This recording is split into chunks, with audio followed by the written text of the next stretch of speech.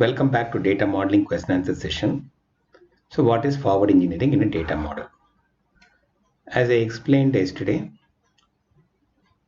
the first step is to create a conceptual data model. Next step is to create a logical data model, and from logical data model we have to create a physical data model. Then whatever objects are present in the physical data model, those objects are to be implemented in the database.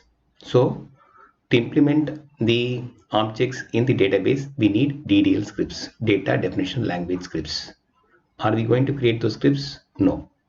Each data modeling tool has got its own way to create DDL scripts and give it to the data modeler. Forward engineering. Forward engineering is a process by which DDL scripts are generated from the data model. Data modeling tools have options to create DDL scripts by connecting with various databases. With these scripts, databases can be created. For example, Erwin is a leading data modeling tool. It will have privileges to connect to many databases. Whereas if you compare SAP Power Design with Erwin, SAP Power Designer may be connecting with 10 databases and Erwin may be connecting with 12 databases. There are some similarities and differences between data modeling tools. If it is a lower level data modeling tool, then we may be able to connect to popular databases like Oracle SQL Server, those kind of things, and we may not have privileges to connect to the NoSQL databases. What is reverse engineering in a data model? In many of our data modeling creations, we come across this word called reverse engineering.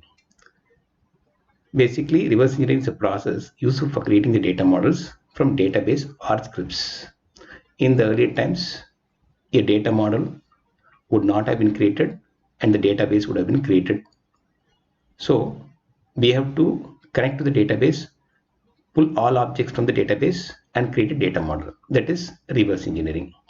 Or we may be requested to create data model from SQL scripts. In that situation, the data modeling tool has got the mechanism to create a data model from scripts. Data modeling tools have options to connect to the databases by which we can reverse engineer a database into a data model. What is supertype and subtype entity? For understanding purpose, in business, an entity is split into many small entities. An entity can be split into many entities and grouped based on some characteristics, and each sub-entity will have attributes relevant to that entity.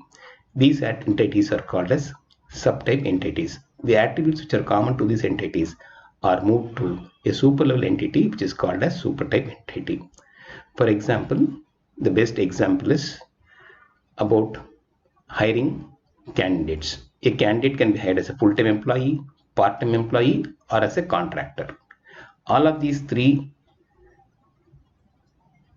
have some common characteristics and have different characteristics. For example, full-time employee, part-time employee, and as well as contractor, they will have their name, email ID, phone number. These are all general properties. So these general properties can be put into the supertype entity. At the same time, in full-time employment, those persons will be getting salary with benefits. In part-time, they may be getting salary alone. Whereas in contracting, they may be getting only billing rate per hour and not the salary or the benefits. In that situation, we'll split one entity into three entities.